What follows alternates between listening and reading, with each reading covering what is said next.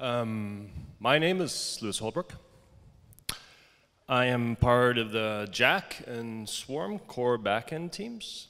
And in my 14 months of excursion down the crypto wormhole so far, among other things, I've implemented the PSS messaging system over Swarm, and also implemented something called mutable resource updates. I gave a presentation about PSS in Cancun in November, and now I will try to explain you what mutable resources are.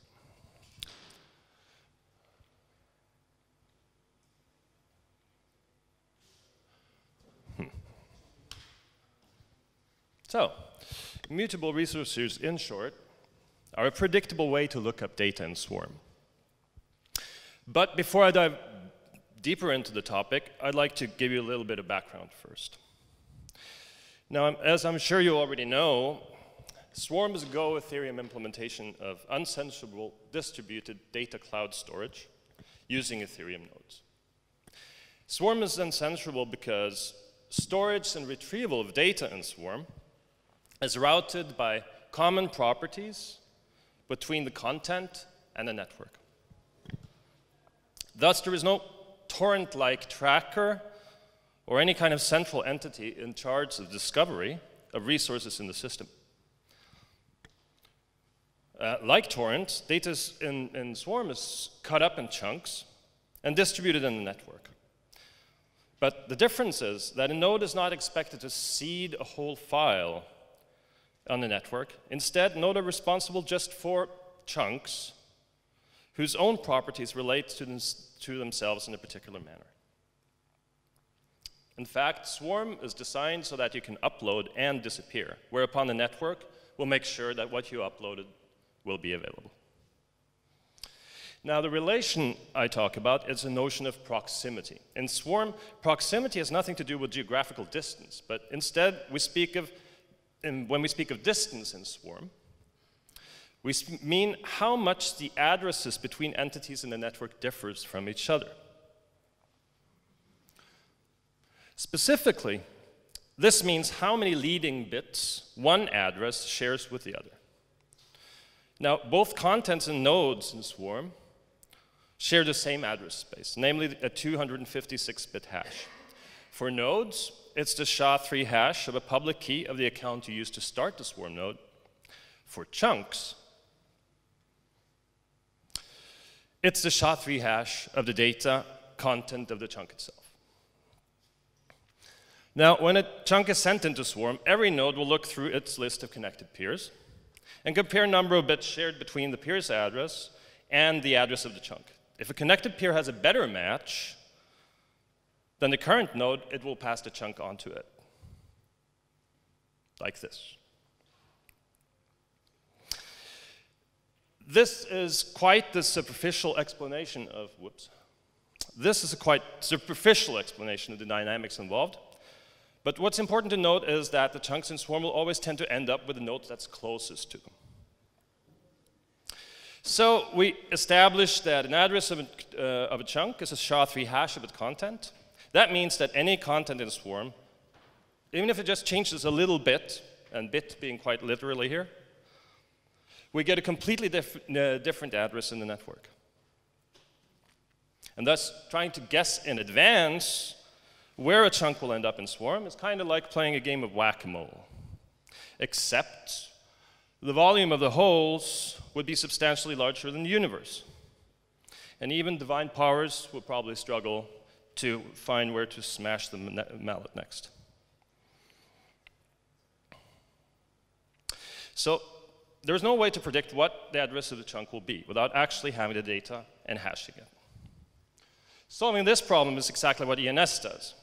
So like DNS in the internet for the common people, it's a persistent identifier that points to an address that can change over time. However, for those that are inclined to binge in data updates, ENS has two important shortcomings. It's relatively expensive, and you're at the mercy of the speed of the miners to get your update through. So, in the spirit of true modern consumerism, wouldn't it be nice if there was a simple way to do this fast and cheap instead? And fortunately there is, and this is what I'll try to explain.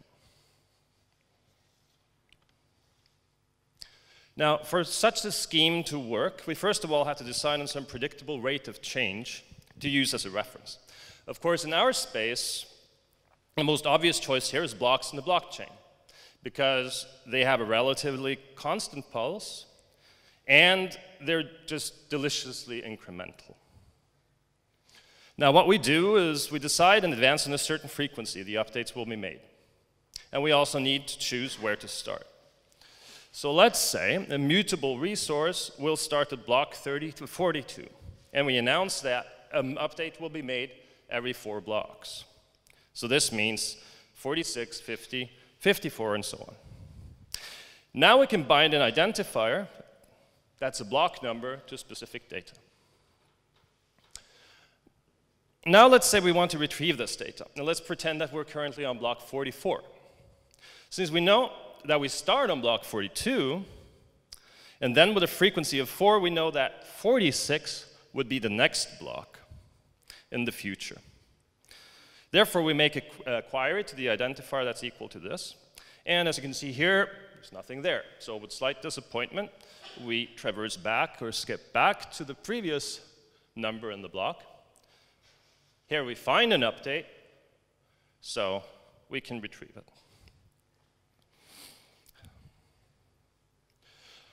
Of course, if there was an update at number 46, then we would just retrieve that. So whenever we can't find an update at a certain block number, we iterate backwards in time till we either reach the first block that has data or reach some sort of limit that we set on how many hops we want to make.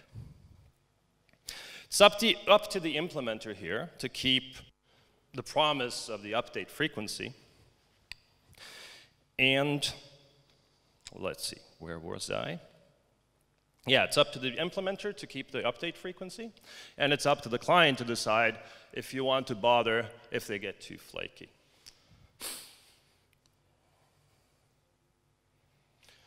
Now, just a while ago, I accused ANS of being slow.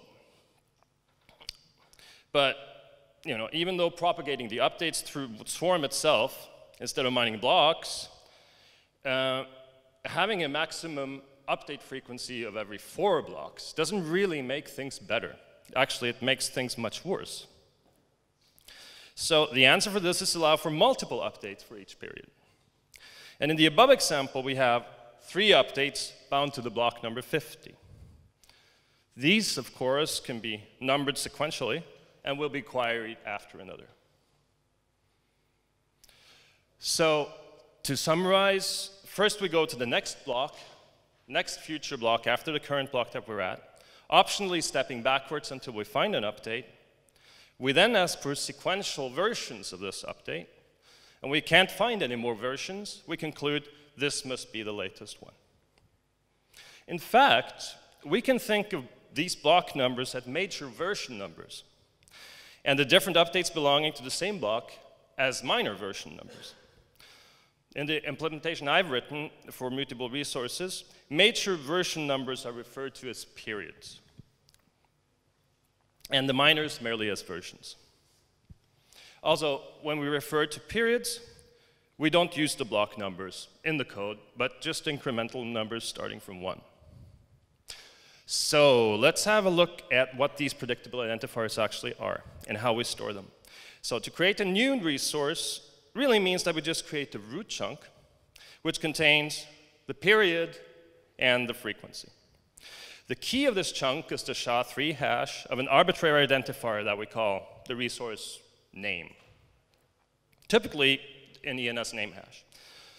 This chunk is just different from normal data chunks in Swarm, which are all content addressed, as we saw before.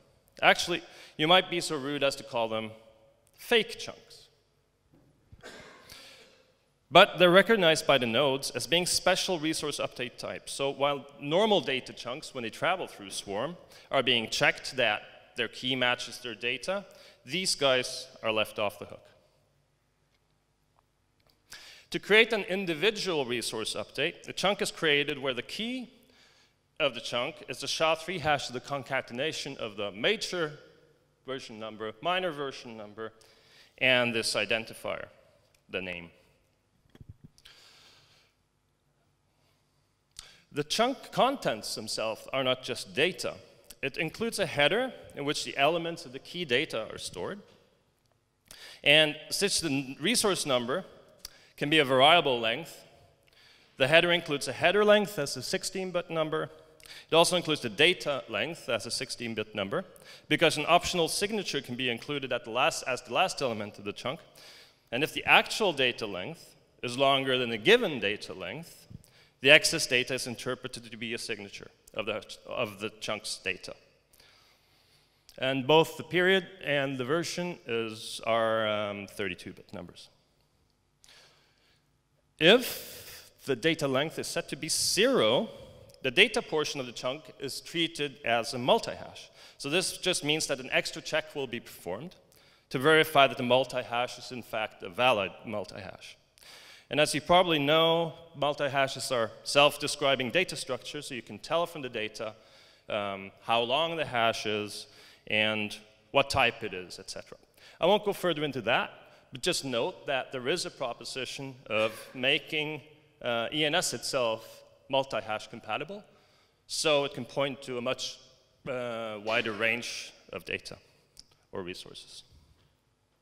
Note that the size limitation of a chunk in Swarm is 4K.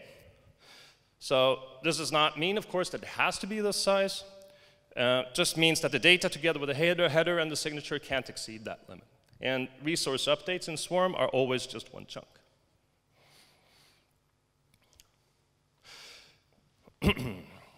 So apart from cheeky chunk forgery, resource update works like any other data in Swarm. So when you upload data to a node, it'll pass on to the Swarm, seeking the peers that are closest to it, as we saw. But if that was all there was to it, anybody could come along and just make an update on behalf of somebody else. Now, if the mutable resource that you have is equivalent of your personal Twitter feed, let's say, this might not be what you want. So we need to make sure that the resource actually belongs to the person attempting the update. This is, of course, done with signatures. Chunk data is signed.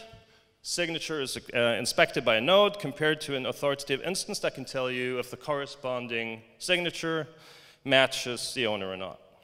And typically this is done using ENS, meaning that the address of the public key of the signer must match the owner entry on ENS of the name that is the name of the resource.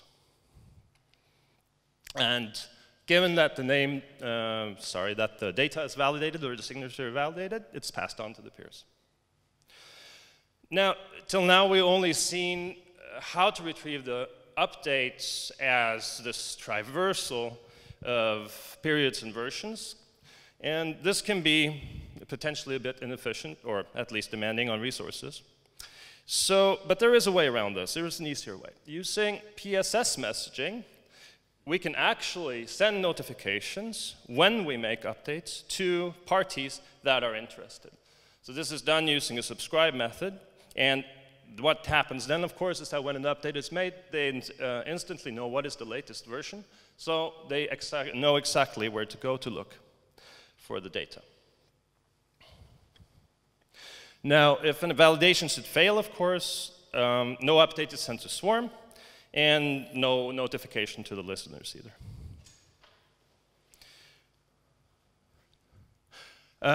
The update validation will also be performed when the data is sent among the peers. So if that would not be the case, of course, then you could just create a very, very naughty node that sends updates that would claim to be valid, and everybody in between would be none the wiser.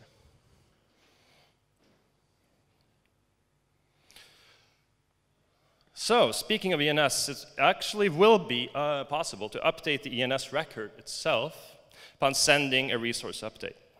And since the update will be signed by the node, which then has to be owner of the ENS name, it in effect makes it theoretically possible for the node to vet third parties to update the ENS pointer with a multi-hash to update the multi-hash from the resource update.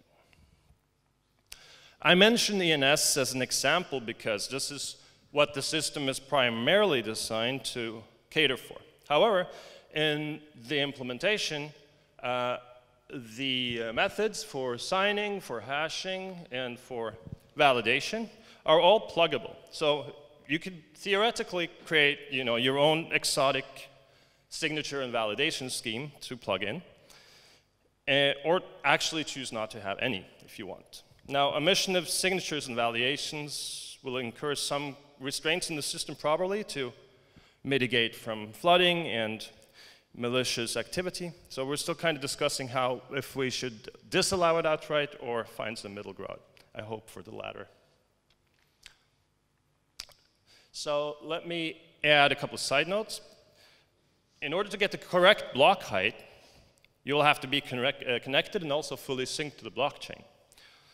This is not always a simple task to achieve, as we've seen lately. So, of course, you could just query a different node that you trust to be synced. But what you would do anyway if you're a light client, of course. But depending on the granularity of the updates, it could theoretically also just suffice to look at what time it is and kind of infer, whoops. So there's supposed to be this weak green ray here showing that you're scanning this block. I don't know if you can see it. But anyway, infer kind of approximately where we are. Of course, now there's supposed to be a green ray pointing to the future. Of course, if you're off, your guess is off, then your heuristics will point to a block that is beyond the next block in the period. But this isn't necessarily a problem. It should be possible to change arbitrary updates in the future sometime. The only thing that the system really will stop you from doing is trying to change the past. Also mentioned PSS a couple of times here. So it's short for Postal Services over Swarm and uses the same kind of routing mechanism that you use for passing data along in Swarm to send messages instead. And in this case, you actually attach, manually so to speak, an address on the envelope. And this address is used to find your way to the peer that is the recipient. But you can also specify partial addresses. Then it will be targeted to a neighborhood of peers, all of which the address prefix matches them. Or you could send without an address at all, which then sends to all peers. PSS also uses symmetric and asymmetric encryption. And a recipient in PSS is basically whoever gets the message through them and can also successfully decrypt. I think on the DevCon 3 YouTube channel there is a recording of the talk I made on this in Cancun, so if you're interested in this topic, then have a look. We provide a HTTP API for the operations for mutable resources with the prefix bzz-resource. So to create a new resource, you issue this with the ID, which is the name of the resource that you want to create, and the frequency. It will take the current block number and use that as a starting block. Then to update a resource, you would post data to the same, but just using the ID. It will automatically find the next upcoming period, and it'll also iterate and find the current version that we're at and append to the next version number. To retrieve, you can retrieve the latest one by name. You can retrieve a certain period by naming the period. You can also retrieve a certain version from a certain period by giving those pieces of data. We also provide a transparent retrieval of resource updates using the normal retrieval calls for Swarm. So this is what you use if you want to retrieve a normal Swarm manifest. But if the code recognizes that this resource is actually a mutable resource type, it will transparently retrieve and return that instead. So resource update engine, signature validation, the HTTP API, Swarm manifest pointers, and verification of multi-hash data type are all implemented. And still to come in the code are the PSS update notifications and the ability to update ENS directly when you make an update. And yeah, hopefully it will be put in the code shortly. This is all part of the proof of concept 3 of Swarm. That's now pretty much feature ready, and we're just weeding out the last bugs. I won't be so bold as to try to announce any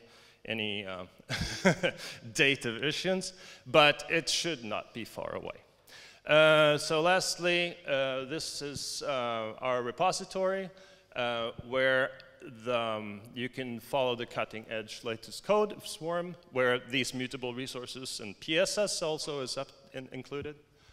Code examples I listed here. Cheekily is just my advertisement for a P2P programming tutorial that I wrote earlier. It's just code examples that show you how to do P2P programming in Swarm, no, sorry, in Ethereum, and also gives you a crash course of how to employ PSS as well. And of course, if you want to get in touch, there's at the bottom is the usual stuff. I think that's my last slide. And if there is time for something, then maybe some question.